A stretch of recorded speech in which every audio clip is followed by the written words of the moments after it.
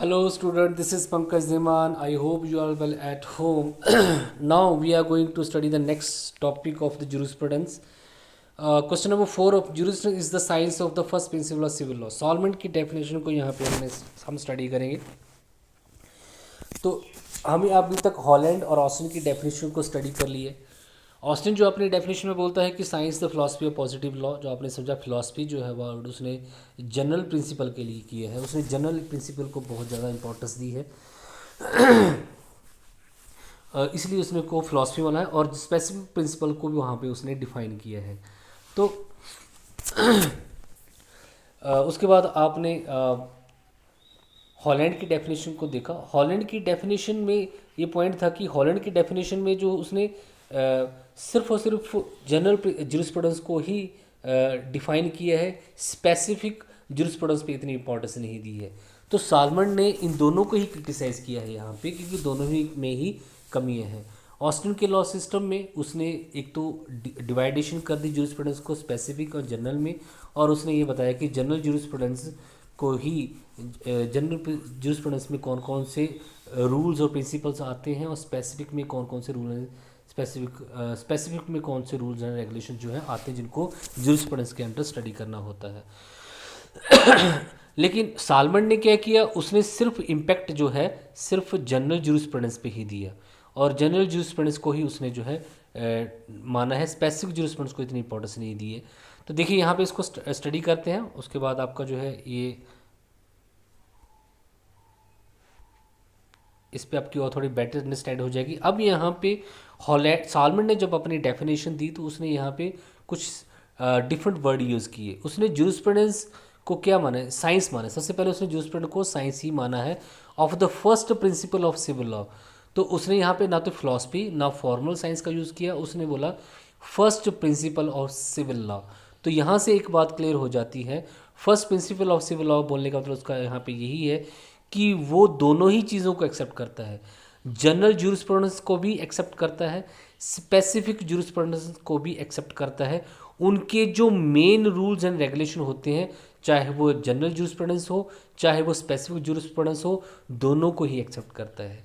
लेकिन अगर आप ऑस्टिन की डेफिनेशन को देखें तो ऑस्टिन जो है सिर्फ दोनों पे ही फोकस करता है, जनरल जुरिस्प्रूडेंस पे भी और स्पेसिफिक जुरिस्प्रूडेंस पे भी. लेकिन जो हॉलैंड है वो सिर्फ और सिर्फ जनरल जुरिस्प्रूडेंस पे ही फोकस करता है, स्पेसिफिक जुरिस्प्रूडेंस को वो रिजेक्ट कर देता है. तो यहाँ से क्योंकि उसने उसको फॉर्मल साइंस बोला है, फॉर्मल साइंस में वो सिर्फ जनरल प्रिंसिपल के नोशन, उस फॉर्मल पॉइंट जो कि किसी एंड रूल एंड रेगुलेशन के आउटर कंडक्ट को ही जो है उसी की बात करता है. तो सिर्फ वो किसकी बात कर रहा है, सिर्फ और सिर्फ जनरल प्रिंसिपल की बात कर रहा है. वो जो स्पेसिफिक प्रिंसिपल जो होते हैं, जो इंटरनल मैटर होते हैं, उनकी बात नहीं कर रहा है, उनको रिजेक्ट कर देता है. इसलिए हॉलैंड की डेफिनेशन को भी वो क्या करता है, क्रिटिसाइज करता है. इसको पढ़ते हैं, उसके बाद आपको थोड़ा सा और जो इसमें कंसेप्ट क्लियर होगा. In the context of the definition jurisprudence the name of the salmon can not be ignored.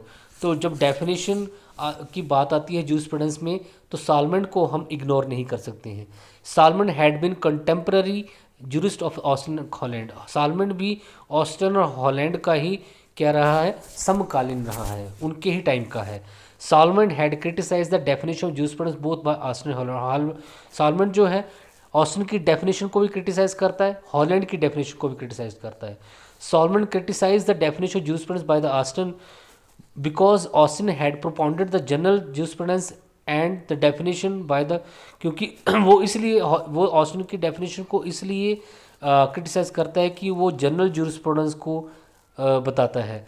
और definition of Holland was criticise because Holland has rejected the specific jurisprudence. और हॉलैंड को वो इसलिए criticise करता है क्योंकि उसने स्पेसिफिक जूरिस्प्रूडेंस को रिजेक्ट कर दिया है. स्पेसिफिक जूरिस्प्रूडेंस मैंने आपको बताया था, किसी भी कंट्री के जो लोकल लॉज होते हैं, जैसे फैमिली मैटर मैंने आपको बताए थे, वो उन लॉज को क्या कर देता है, रिजेक्ट कर देता है. लेकिन ये भी हमारी लाइफ का एक बहुत बड़ा पार्ट है कि हम शादी विवाह कैसे करेंगे, मैरिज हमारे सेरेमनीज कैसी होंगी, हमारे मैरिज की वैलिड कंडीशंस क्या होंगी, ये हम कौन कौन सी सेरेमनीज को फॉलो करेंगे, किस भगवान को मानेंगे, ये भी हमारे कुछ लॉ है जिस पे इंपॉर्टेंस देना जरूरी है. लेकिन हॉलैंड इनको रिजेक्ट कर देता है, इसलिए साल्मन इसको भी क्रिटिसाइज करता है. Salmon did made objection to the general jurisprudence of the Austin, but accepted the जो ऑस्टिन का जो जनरल jurisprudence है वो उसको एक्सेप्ट करता है, लेकिन कुछ ऑब्जेक्शन के साथ। लेकिन जो ऑस्टिन का स्पेसिफिक jurisprudence है वो उसको भी एक्सेप्ट करता है।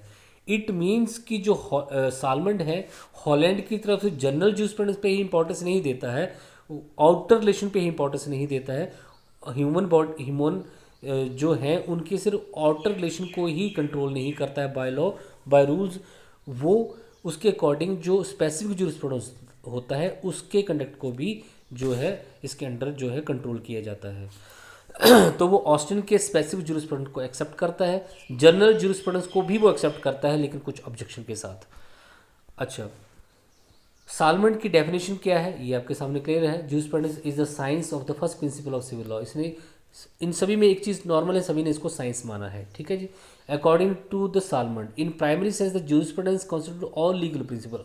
सालमंड के अकॉर्डिंग प्राइमरी सेंस में jurisprudence में सभी लीगल प्रिंसिपल इंक्लूड होते हैं, चाहे वो जनरल jurisprudence हो चाहे वो स्पेसिफिक jurisprudence हो। It is a knowledge of law, therefore it is also called the science of primary principle of civil law. क्योंकि इसमें हमें लॉ का नॉलेज मिलता है, इसके हमें बेसिक सारे एलिमेंट मिलते हैं, इसलिए हम इसको सिविल लॉ बोलते हैं, ठीक है जी। इसलिए इसने उसको क्या बोला है, सिविल लॉ बोला है। तो फर्स्ट प्रिंसिपल सिविल लॉ क्या है ये आगे क्लियर हो जाएगा। सालमंड क्या चीज़ मानता था, law is the implemented by the court. वो हमेशा ये बोलता है कि कानून जो है उसको बनाता कौन है, हमारा सुपीरियर अथॉरिटी बनाती है, लेकिन उसको इम्प्लीमेंट कौन करता है, लागू कौन करता है, कोर्ट्स करते हैं। अगर किसी का राइट ब्रीच होता है तो आप कहाँ पे जाते हैं, कोर्ट में जाते हैं। There is provision of sentence of breach of law. और अगर जो कानून जो लॉ जो है हमारी गवर्नमेंट ने या पार्लियामेंट ने या किसी भी लेजिस्लेशन ने बनाया, अगर उसको तोड़ा जाता है तो वहाँ पे सज़ा भी हो सकती है।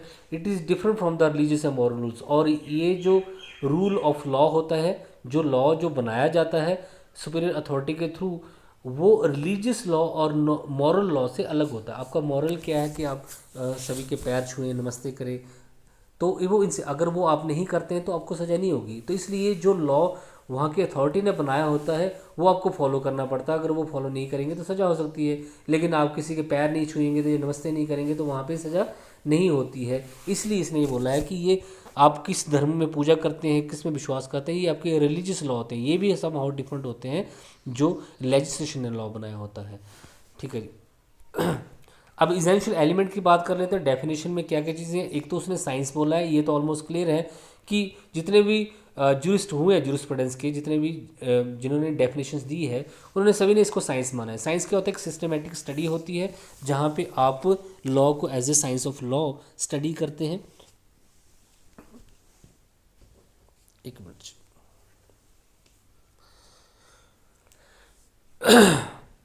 Law means such a group of principle. Law होते क्या हैं, ऐसे प्रिंसिपल्स होते हैं जो कि स्टेट रिकॉग्नाइज करती है, ऐसे रूल एंड रेगुलेशन है जिसको स्टेट रिकॉग्नाइज करती है और कोर्ट उनको मान्यता देता है, उनको इम्प्लीमेंट करता है। एडमिनिस्ट्रेशन जस्टिस, कानूनी जो न्याय की जो प्रक्रिया है उसमें उनको क्या किया जाता है, इम्प्लीमेंट किया जाता है।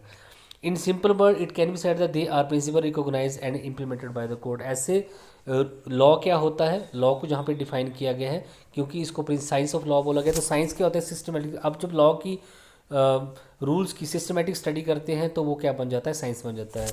तो फिर यहाँ पे लॉ क्या है यह समझाया गया। लॉ क्या है, अगर कोई भी स्टेट, कोई भी जो कि कोई स्टेट है या कोई कंट्री है, वहाँ की सुप्रीम पॉलिटिकल अथॉरिटी या फिर सॉवरन या मोनार्च कोई भी लॉ बनाता है,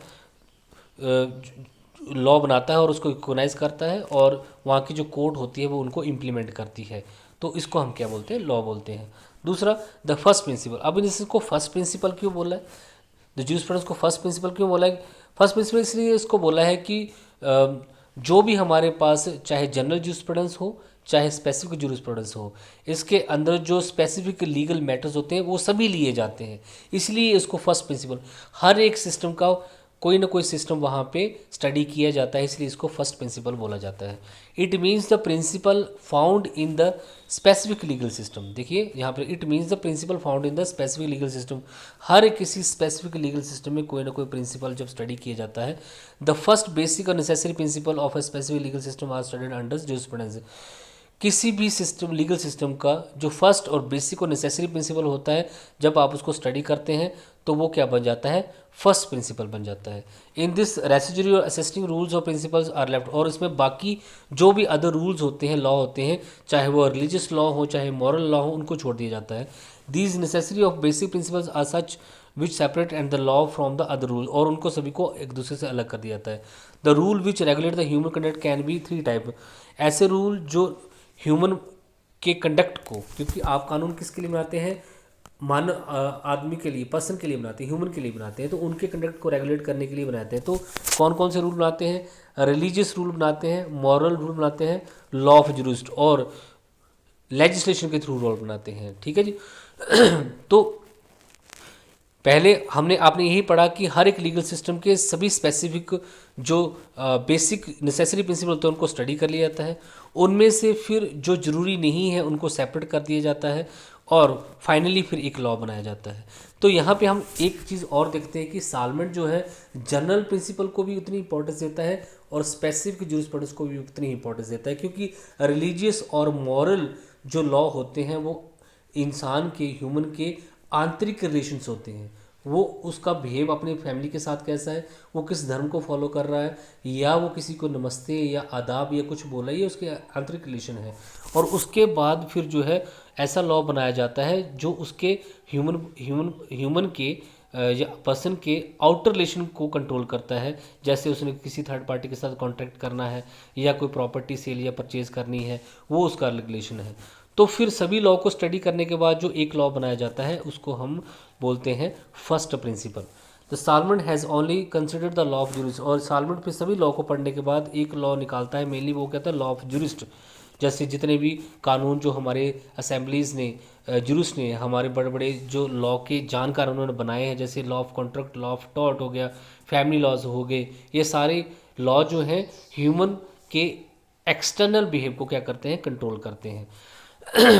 the subject matter of jurisprudence because it recognise and enforce by law, क्योंकि यही लॉ जो होता है जो कि हमारी जुरिस्ट ने बनाया होता है वही रिकॉग्नाइज होता है स्टेट के थ्रू, और वही कोर्ट के द्वारा इम्प्लीमेंट भी होता है। इट मीन्स हॉलैंड जो है, हॉलैंड ये बोलने की कोशिश करता है कि हर एक लीगल सिस्टम को स्टडी किया जाता है, उसमें स्पेसिफिक जो है नेसेसरी प्रिंसिपल्स है वो निकाल लिए जाते हैं, और उनमें से कुछ ही लॉ ऐसे होते हैं जिनको जो है स्टेट रिकॉग्नाइज करती है और कोर्ट उनको इन्फोर्स करती है। तो जब हम एक थॉरली स्टडी सभी प्रिंसिपल की बेसिक प्रिंसिपल को स्टडी करते हैं, सभी सिस्टम के बेसिक प्रिंसिपल को स्टडी करते हैं, तो उसमें रिलीजियस प्रिंसिपल भी आ जाते हैं, मॉरल भी आ जाते हैं, और लॉ ऑफ जुरिस्ट भी आता है। फाइनली हम लॉ ऑफ जुरिस्ट को ही एक्सेप्ट करते हैं क्योंकि इसको ही स्टेट रिकॉग्नाइज करती है और इसको ही बाद में कोर्ट जो है इम्प्लीमेंट भी करती है। आगे आपके पास सिविल लॉ है। तो हॉलैंड की सालमन की डेफिनेशन के अकॉर्डिंग जो है वो उसको सिविल लॉ बोला। तो सिविल लॉ क्या होता है, सिविल लॉ वही है जो स्टेट जो है बनाती है, और क्योंकि सिविल लॉ किसी भी स्टेट के सिटीज़न के लिए जो लॉ बनाया जाता है उसको हम क्या बोलते हैं, सिविल लॉ बोलते हैं। तो स्टेट द्वारा जो सिटीज़न के लिए जो लॉ बनाए जाते हैं, जैसे कि कॉन्ट्रैक्ट एक्ट हो गया, लॉ ऑफ टॉर्ट हो गया, आईपीसी हो गया, फैमिली लॉज हो गए, प्रॉपर्टी ट्रांसफर प्रॉपर्टी हो गया, ये सारे जो लॉ बनाए जाते हैं किसी भी स्टेट के या कंट्री के जो सिटीज़न के लिए जो लॉ बनाए जाते हैं उसके आउटर रिलेशन को जो कंट्रोल में करते हैं उन्हीं को हम क्या बोलते हैं, सिविल लॉ बोलते हैं। यहाँ पे लिखा भी हुआ है, civil law means the law of the country और the international law. Civil law is use for the municipal law और citizen law and its object to separated from the international law. तो सिविल लॉ जो है किसी country का law होता है, ये इंटरनेशनल लॉ से अलग होता है। ये ऑब्वियसली बात है, इंटरनेशनल लॉ अलग होते हैं। सिविल लॉ में उस देश के लोगों की ही बात की जाती है, लेकिन इंटरनेशनल लॉ में आप पूरी दुनिया के लोगों के बारे में बात करते हैं और उनके लिए लॉ बनाते हैं। The jurisprudence is use under civil law in the three forms. तो जूरिस्प्रूडेंस में सिविल लॉ जो है तीन तरीक़ों से हो सकता है, explanatory, legal history, science of legislation. Explanatory में कोई भी जो एक्चुअल लॉ होता है उसका पास्ट और प्रेजेंट जो है स्टडी किया जाता है, एक्सप्लेन किया जाता है ना, उसका पास्ट और प्रेजेंट क्या है। अंडर द लीगल हिस्ट्री उस लॉ का हिस्टोरिकल डेवलपमेंट देखा जाता है, लीगल सिस्टम उसका जो पास्ट टाइम पे था उसको स्टडी किया जाता है। और द पर्पस ऑफ साइंस और legislation to determine the how should be the law. और अब लेजिस्लेशन का काम क्या होता है, क्योंकि एक्सप्लेनेटरी हमें उसका पास्ट और फ्यूचर प्रेजेंट भी पता होता है, हमें उस लॉ की हिस्ट्री भी पता होती है। तो लेजिस्लेशन जो है अब ये डिसाइड करता है how should be the law, कि कानून कैसा होना चाहिए, और फिर एक लॉ तैयार होता है। तो इट मीन्स कि आपने सभी चीज़ों को स्टडी किया, उसके बाद जो हमारी लेजिस्लेशन ने जिस चीज़ को माना है उसी चीज़ को हम लॉ बनाते हैं। तो सालमेंट जो है जनरल प्रिंसिपल, जूरिस्प्रूडेंस और स्पेसिफिक जूरिस्प्रूडेंस दोनों को इंपॉर्टेंस जो है बराबर देता है। The Salmond has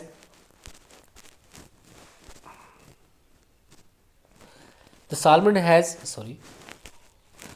has explain the difference between the two classical jurisprudence general specific. तो सालमन जो है यहाँ पे जनरल जूरिस्प्रूडेंस और स्पेसिफिक जूरिस्प्रूडेंस जो दो टू क्लासेस हैं उनको भी डिफरेंशिएट करता है।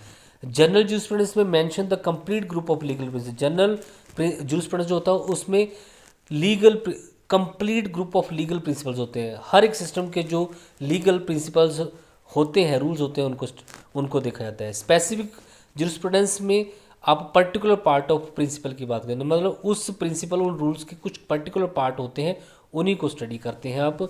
और उसने इस स्पेसिफिक जूरिस्प्रूडेंस को आगे 3 पार्ट में डिवाइड कर दिया है: एनालिटिकल जूरिस्प्रूडेंस, हिस्टोरिकल जूरिस्प्रूडेंस और एथिकल। एनालिटिकल में आप उस लॉ को क्या करते हैं, एनालाइज करते हैं।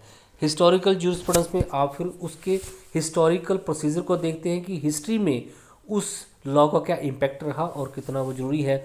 और फाइनली फिर एथिकल में वो स्टडी करते हैं कि कौन सा लॉ बनना चाहिए। इस तरीके से वो सभी चीज़ों को एक्सेप्ट करता है और उसको आगे जो है लॉ ऑफ जूरिस्ट की तरफ से उसको रिकॉग्नाइज कराता है। क्रिटिसिज्म भी है इसका यहाँ पे।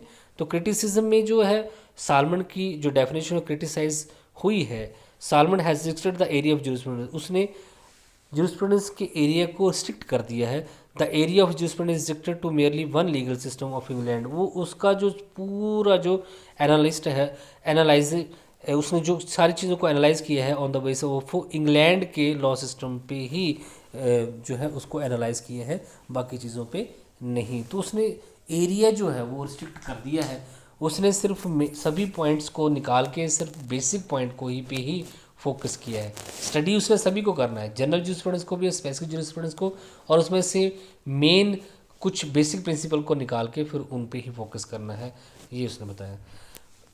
सेकेंड, द फर्किटिस had said the definition of Salmond consist of variable meaning. और इसमें जहाँ उसने यहाँ पे चीज़ों के बड़े सारे अलग अलग मीनिंग निकाले हैं। कहीं पे वो एनालिटिकल बोल रहा है, कहीं पे वो हिस्टोरिकल बोल रहा है, कहीं पे वो एथिकल बोल रहा है, जैसे आपने पीछे पढ़ा यहाँ पे वो एक्सप्लेनेटरी बोल रहा है, लीगल हिस्ट्री बोल रहा है, साइंस ऑफ लेजिस्लेशन बोल रहा है। ये तो बड़े सारे मीनिंग जो है, अलग अलग मीनिंग उसने यहाँ पे दे रखे हैं, जिससे थोड़ी सी इसकी थ्योरी जो है और कॉम्प्लिकेट हो जाती है।